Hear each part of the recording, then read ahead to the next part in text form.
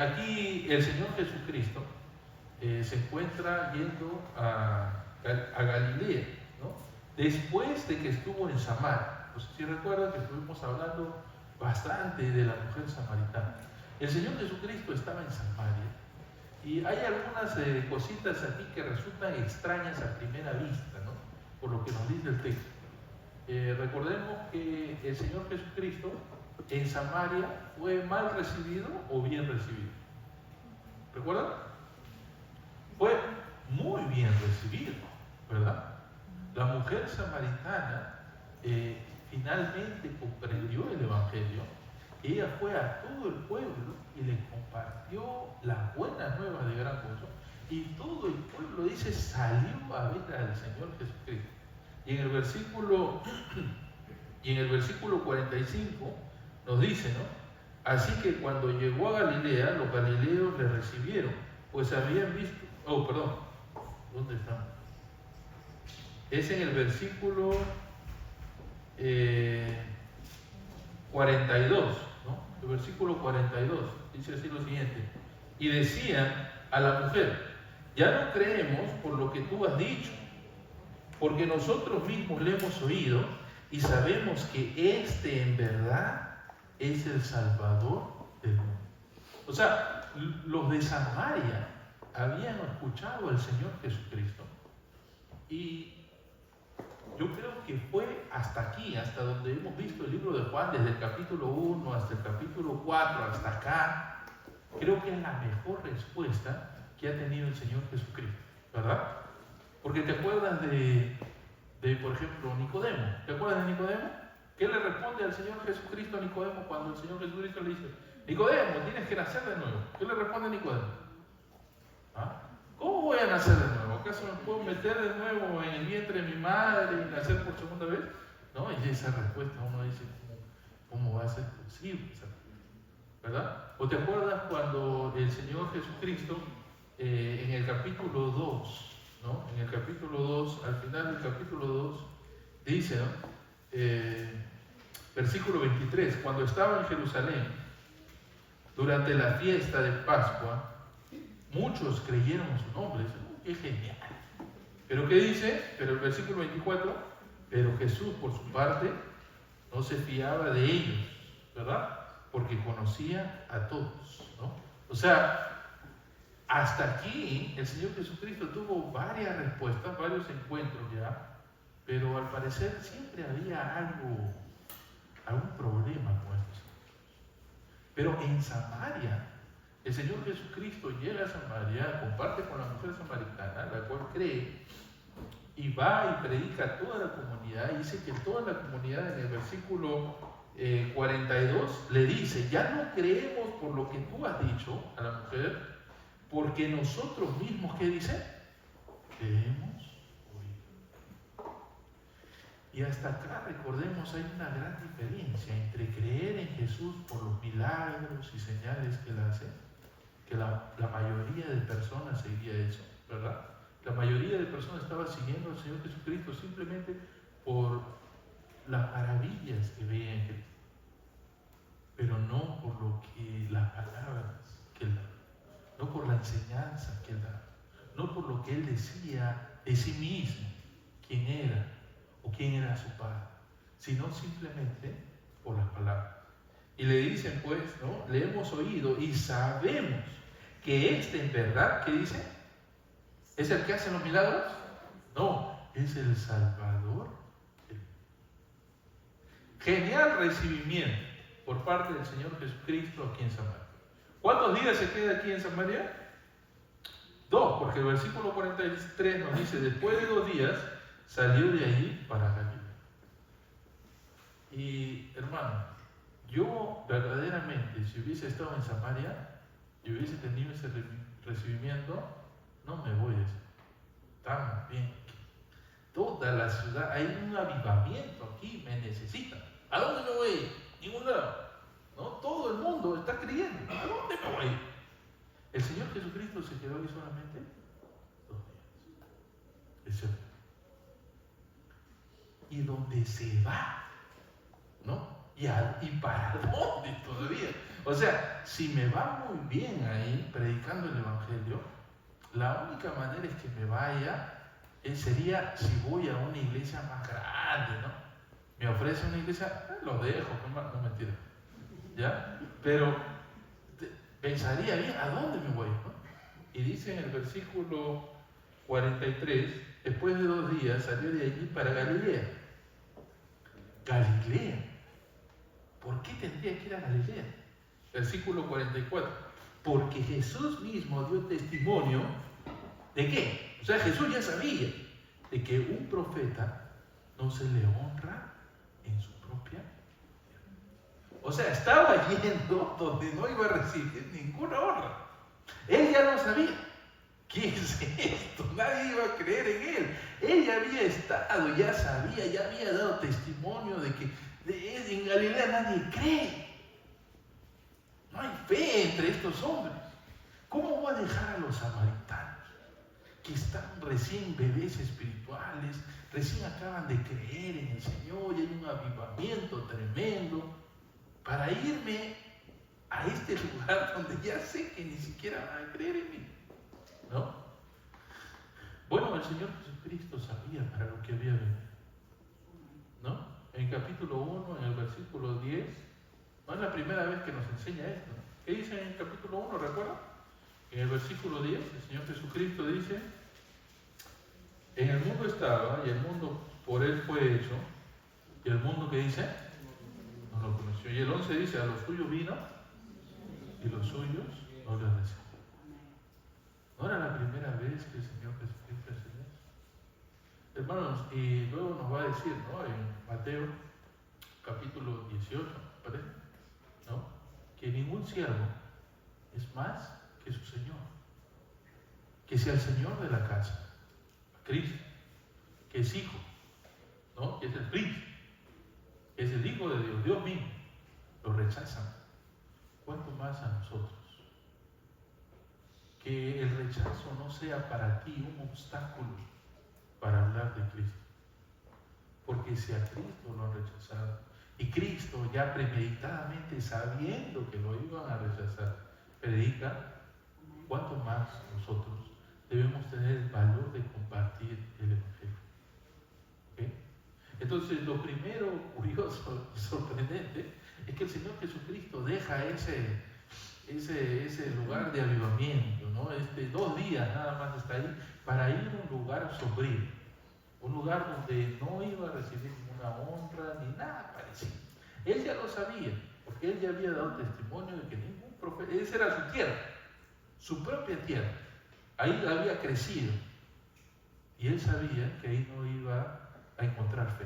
Y luego dice en el versículo 45, así que cuando llegó a Galilea, ¿qué dice? Los galileos, ¿qué dice? Le recibe total Israel. No dice que no le iban a recibir, pero ¿qué dice? Que lo recibieron. ¿Y qué más dice? Pues, pero mira, ¿por qué lo reciben? ¿No? Importante. ¿Por qué lo reciben? Pues habían visto todo lo que hizo en Jerusalén durante la fiesta, porque ellos también habían ido a la fiesta. ¿Cuál fiesta? De la Pascua. Y hemos leído en el capítulo 2, al final, en el versículo 23, que muchos creyeron en él. Ahí seguramente habían galileos, ¿no? Lo que nos dice en el capítulo 2, versículo 23, que durante la fiesta muchos creyeron en él. Y seguramente había gente de su tierra natal, pero habían creído, ¿por qué? Verdaderamente, ¿en quién es él? ¿En que es el Salvador del mundo? No, habían creído en los milagros, en las señales, en los prodigios, en cómo sanaba a las personas, cómo echaba demonios. En eso habían creído, pero no habían creído en la persona de Cristo. Y entonces todos estos, ¿no?, que recibieron muy bien al Señor Jesucristo, el Señor Jesucristo tenía esta habilidad de saber lo que había en el corazón de las personas. Hermanos, si yo tuviera esa habilidad, cortaría cabezas hace rato.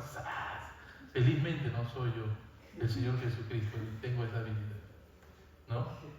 Pero el Señor Jesucristo, conociendo eso, no deja de buscarlos y predicarlos.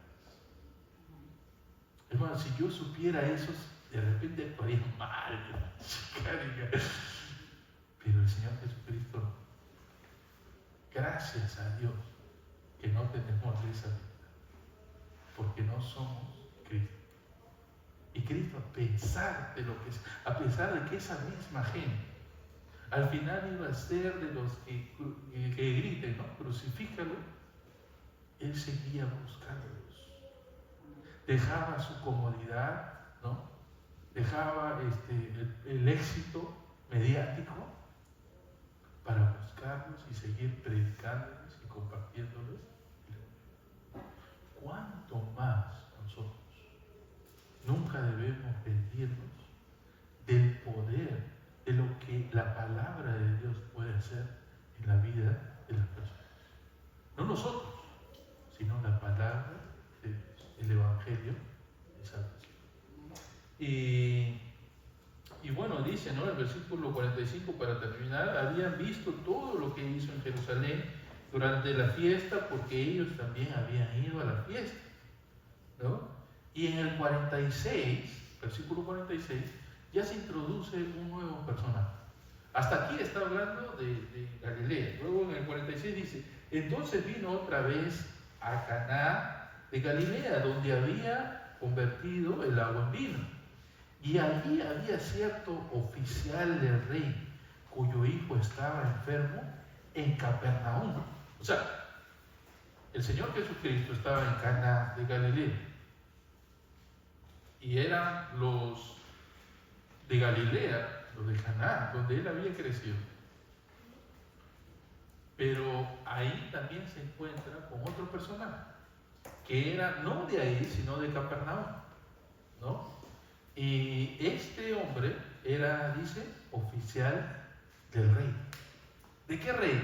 Bueno, el único rey por ahí era Herodes Antipas, los herodianos, de los herodianos. ¿Recuerdan los embajadores herodianos? Y constantemente estaban también tentando al Señor Jesucristo. ¿Ya? Bueno, dice que uno de estos oficiales se encuentra, estaba ahí donde estaba el Señor Jesucristo, y en el versículo 47 dice, cuando él oyó que Jesús había venido de Judea a Galilea, fue a su encuentro y le suplicara que bajara y sanara a su hijo, porque estaba al borde de la muerte. ¿Qué quería este hombre?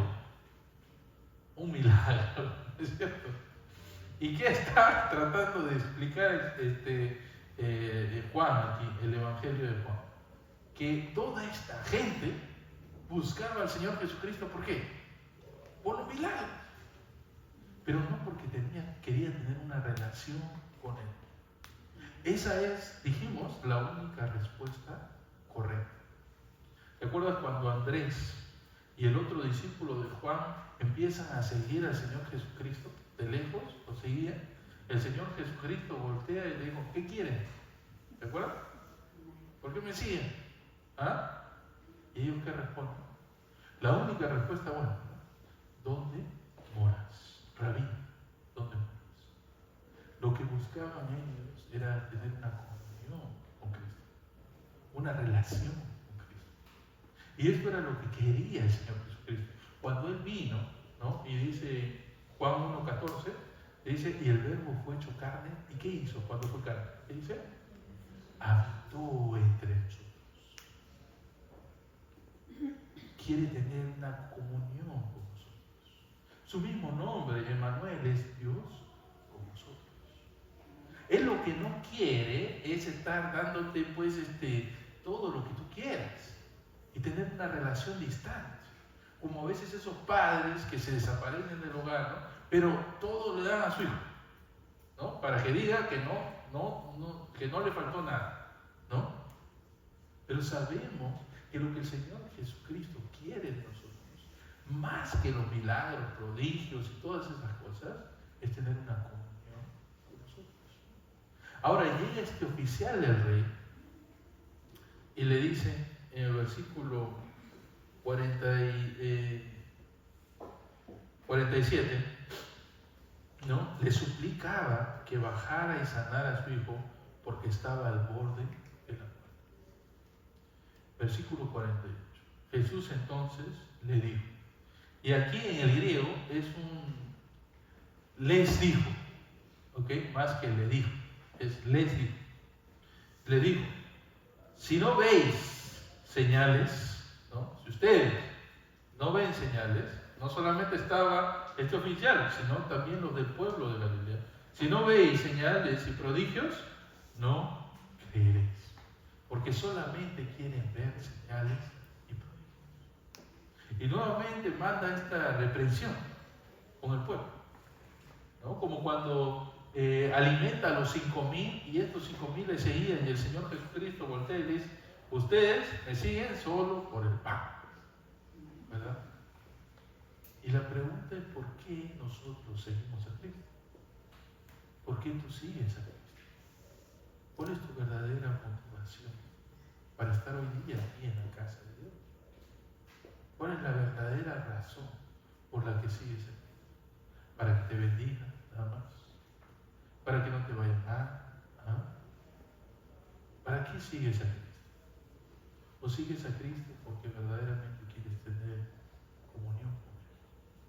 Porque verdaderamente quieres conocer, porque verdaderamente sabes que necesitas de su presencia en tu vida, que necesitas tener una relación con Él. ¿Cuál es la razón por la cual tú buscas al Señor Jesucristo? Lo que este oficial le dice al Señor Jesucristo le molesta al Señor Jesucristo. La respuesta, pero está al borde de la muerte, ten compasión, ¿no? ¿Por qué no tienes compasión? Está al borde de la muerte, es un niño, es que tiene la culpa, tendrá la culpa el padre, ¿no? El oficial, pero el niño, ¿qué culpa tiene? Creo que la semana pasada en el estudio bíblico estábamos hablando, el objetivo supremo de Dios es la gloria de Dios. La razón por la cual compartimos la palabra de Dios no es en primera instancia para salvar a los perdidos, sino para que Dios sea glorificado. Dios es más glorificado cuanto más predicamos la cruz de Cristo. La motivación principal no es la pena que me da por mi amigo, mi hermano, sino es porque quiero que Dios sea más glorificado y que su vida sirva también para la gloria de Dios. Y entonces de aquí muchos dirían, ¿no? Qué insensible el Señor Jesucristo. Qué insensible para no entender la necesidad de este padre. Seguramente el padre no estaba tan tranquilo como yo, definitivamente. Su hijo estaba al borde de la muerte. Seguramente la petición que le había hecho no era de ninguna manera como yo la he leído. Seguramente implicaba mucho en sus emociones, mucho en su postura, mucho en la forma de acercarse a Él, al Señor Jesucristo. Pero aún así, el Señor Jesucristo le expresa a este oficial que lo más importante no es lo pasajero, lo material. Lo más importante es lo que trasciende. Es el alma de la persona. Es el honor y la honra que merece recibir el Hijo de Dios, por quien es Él. Y a esta palabra del Señor Jesucristo, lo curioso es lo que dice en el versículo 49. Dice, el oficial le dijo, el oficial no sé si estaba muy cautivado con lo que estaba pasando con su hijo, que a pesar de lo que el Señor Jesucristo dijo, vuelve a repetir lo mismo. Y le dice, Señor, baja antes de que mi hijo muera. Va a morir. Por favor, baja antes de que él muera. Y Jesús le dice a este hombre, vete, tu hijo vive. Cambia totalmente el Señor Jesucristo. Le dice, vete, tu hijo vive. Y el hombre dice, creyó la palabra de Jesús, que su hijo vive. Yo no sé qué pasó ahí, hermano. Yo no sé qué pasó entre la primera petición y la segunda petición. Yo no sé qué pasó. La primera petición, el Señor Jesucristo la reprende. Ni siquiera le contesta, básicamente, ¿no?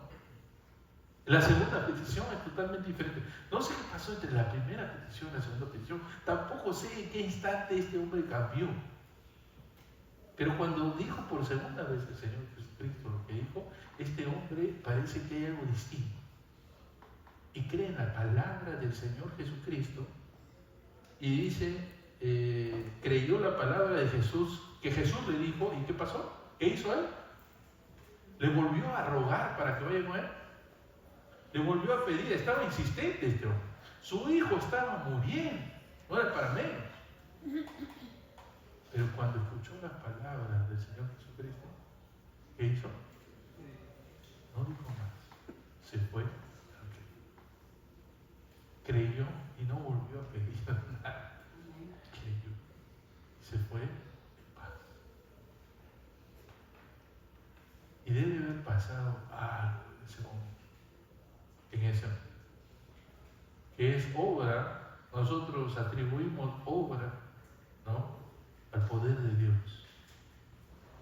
Y que ese hombre entendió algo que iba más allá del mero milagro que podía hacer el Señor Jesucristo.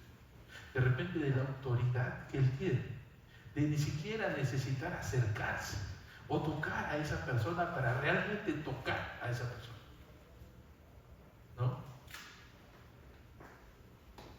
Se menciona bastante esta idea del tocar. Cuando el Señor Jesucristo sana a este ciego, en Mateo, parece, y por primera vez le toca, dice, y este ciego abre los ojos y dice que empieza a ver a los hombres como árboles, ¿no? ¿Se recuerda? Y luego el Señor Jesucristo lo vuelve a tocar y ya, finalmente empieza a ver bien, ¿verdad? O como cuando los padres llevaban a sus hijos al Señor Jesucristo para que Él los toque, ¿verdad? Y los bendiga. O como cuando Elías, que se encontraba en el desierto y ya se sentía morir por la amenaza de Jezabel, ¿no? Dice, ya Señor, quítame la vida, ¿no? Sentía una desesperación grande. Viene el ángel, dice, y lo toca, ¿verdad? Y le dice, come, bebe, y se vuelve a dormir ya sin esperanza a Elías, y el ángel por segunda vez lo vuelve a tocar y ministrar su vida. Hay mucho de eso en la palabra de Dios, de las maneras en las cuales Dios nos toca. Pero sabemos que no necesitamos de un toquío físico parte de Dios. El poder de Dios trasciende lo material. Y parece ser que este oficial, en ese instante, ¿no?, entendió algo mucho más allá de lo que él esperaba. Mucho más allá de lo que cabía en su mente. Esperar que Él venga y ore por él, y lo toque, y haga un milagro ahí en su presencia, y que bastaba con la palabra de Dios. Y creyó en la palabra de Dios, en el poder que emana de la misma palabra de Dios. Y se fue en paz, ¿no? Y el versículo 51 nos dice, y mientras bajaba, sus siervos le salieron al encuentro y le dijeron que su hijo vivía. Entonces les preguntó, ¿a qué hora había empezado a mejorar? Y le respondieron, ayer a la hora séptima se le quitó la fiebre. La hora séptima, pues, la hora empieza a las 6 de la mañana, ¿no?, para los judíos. Entonces, 7 más 6 son 3, 1 de la tarde. 1 de la tarde. Y el 53 nos dice, el padre entonces se dio cuenta que fue a la hora en que Jesús le dijo, tu hijo vive, y creyó él y toda su casa, ¿no? Esta señal fue la segunda señal que Jesús hizo cuando fue de Judea a Galilea. La primera señal fue convertir el agua en vino, que verdaderamente Cristo es esa agua que puede purificarnos, que verdaderamente Cristo es esa agua que puede limpiarnos, ¿no? Y lo segundo es esto, con este oficial del rey, ¿no? Este oficial del rey. ¿Por qué en este pueblo pasaba tanto de eso? ¿Por qué este pueblo creía en las señales, creía en los milagros, pero no podía llegar a tener una comunión con Cristo, valorar a Cristo por quien Él realmente era? ¿Qué pasaba con este pueblo? ¿Ah? Una vez leí en un artículo de Vargas Llosa. Vargas Llosa es un literato. Y él decía, no me acuerdo de qué, de la política, decía la política, la palabra política. Y decía Vargas Llosa, los términos, ¿no?, en el transcurrir del tiempo suelen depreciarse. Político, creo que era político, ya estoy dudando, pero el político hace años era alguien muy valorado, era respetable, una persona culta, educada, era una persona digna. Hoy en día el político es sinónimo de corrupción, ¿no? Como cuando le preguntaron a un hombre, ¿te gusta la política? No, hermano, yo soy persona honrada, ¿sí? Cambia con el tiempo, ¿no? Cambia con el tiempo. ¿Por qué? Porque el uso y el abuso de la palabra, ¿no? Porque ahora cualquiera es político, ¿verdad? Sale por ahí un outsider, nunca ha hecho política, pero ahora es político. ¿Cómo lo hizo? No se sabe. El uso y el abuso de la palabra muchas veces hace que pierda el valor que la palabra tenía, ¿no? Puede ser para mal o para bien de la palabra. El uso del término caballero, por ejemplo, ¿no? El caballero ahora se dice una persona pues honorable, respetable, de buenos morales y buena ética. Y las mujeres suelen usarlo, ¿no? Que caballero eres. Pero caballero no significaba eso en la Edad Media. Caballero era un título nobiliario, simplemente de alguien que tenía cierto poder. Pero no es porque caballero era porque era alguien de buena ética, no, era probablemente muy bárbaro, ¿no? Y de poca ética. Entonces la palabra caballero ha evolucionado a mejor lugar. La palabra político se ha denigrado un poco, ¿no? Y con el tiempo, con el uso y abuso, pueden ir variando y cambiando. Y para nosotros, ¿no? Para nosotros no somos del pueblo de Cristo. Nosotros no nacimos en la misma ciudad de Cristo, ¿verdad? Estamos muy lejos, no somos de ahí. Entonces podemos decir, no, bueno, nosotros tal vez no tenemos el mismo problema. No somos de ahí, pero estamos tan adaptados y acostumbrados a escuchar de Cristo, tanto hemos escuchado de diferentes versiones y de diferentes iglesias de Cristo, que ya Cristo se ha vuelto parte de nuestra cultura, ¿no? Cristo es como, soy peruano y soy cristiano, ¿no?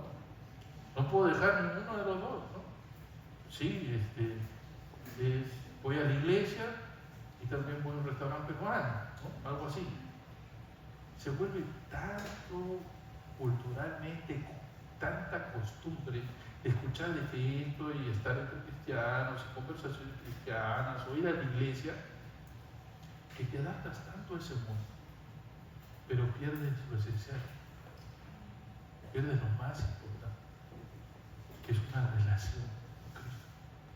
Valorar a Cristo por quién es Él, verdaderamente conocerlo y entenderlo, verdaderamente buscarlo a Él por encima de todos los ministerios y las cositas que hay alrededor de Cristo.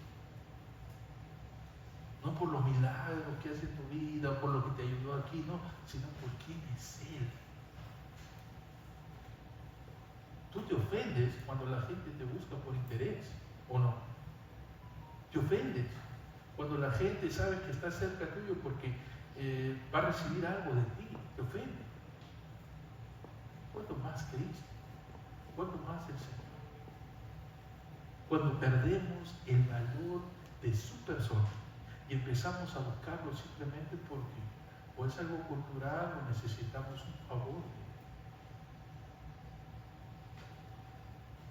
Pero no te engañes, hermano, porque Dios no puede ser burlado. Si hay alguien que no puede ser burlado, es el Señor. Él conoce nuestros corazones. Él sabe la verdadera razón por la que tú lo buscas. Sabe la verdadera razón por la que tú estás aquí. Pero como en este oficial, que tal vez la primera vez que se acercó al Señor Jesucristo fue la equivocada, tú tienes la oportunidad de verdaderamente creer en Él, en sus palabras, de verdaderamente confiar en la persona de Cristo, en la salvación que Él ofrece, de verdaderamente buscarlo a Él por lo que Él vale, y buscar crecer en Él y tener una comunión con Él. Así que yo te invito que si tú estás en esa lucha, si tú estás en esa encrucijada, ¿no? de saber que tienes una necesidad, no está mal tener una necesidad, es muy de nosotros tener una necesidad. Es más, los que suelen mostrar que no necesitan de nadie, suelen ser personas más egoístas, más ajenas. Es bueno tener necesidad. Dios nos ha creado con esa debilidad de necesitar más. Pero eso debe apuntar en primer lugar a necesitar de Él, de su persona, de su presencia.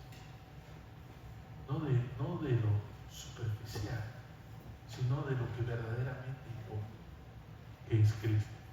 ¿Sí?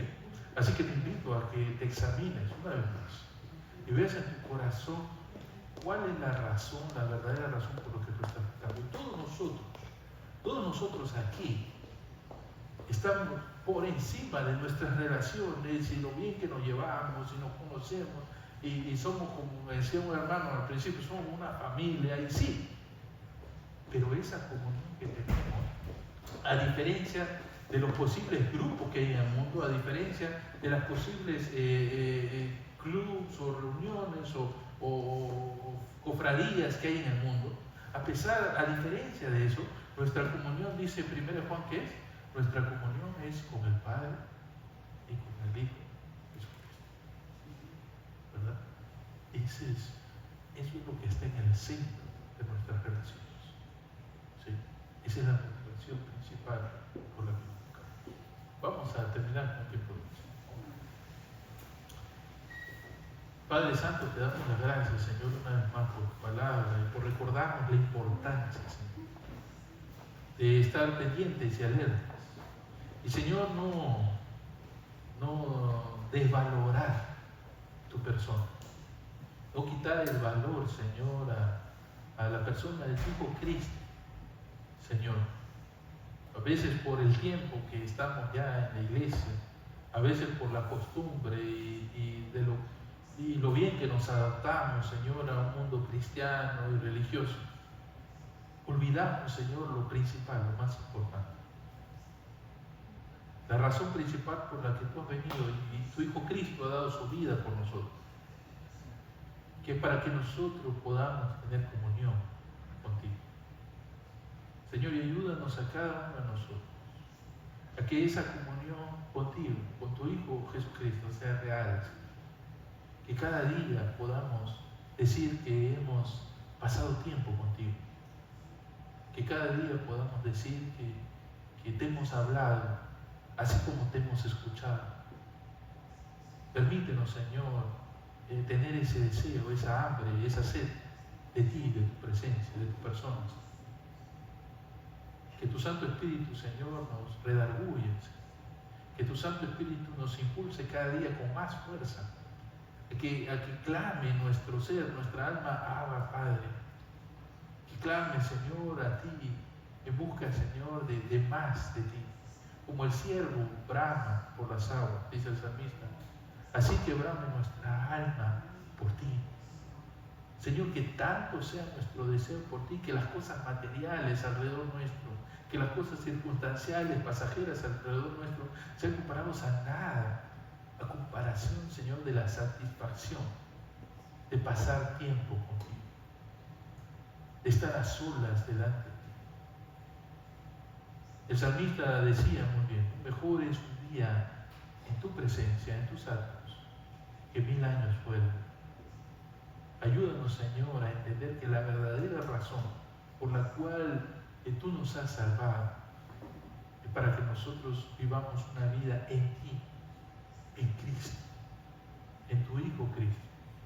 Y permítenos y ayúdanos, Señor, a poder crecer en Él. Que tu gracia sea derramada en nuestras vidas de tal manera que tú produzcas en nosotros no solamente el querer, sino también el hacer por tu buen amor. Y todo esto, Señor, te lo pedimos para tu gloria, para tu honra. Bendícenos, Señor, para poder glorificarte mejor. En el nombre de tu Hijo Cristo. Amén. Nos ponemos de pie.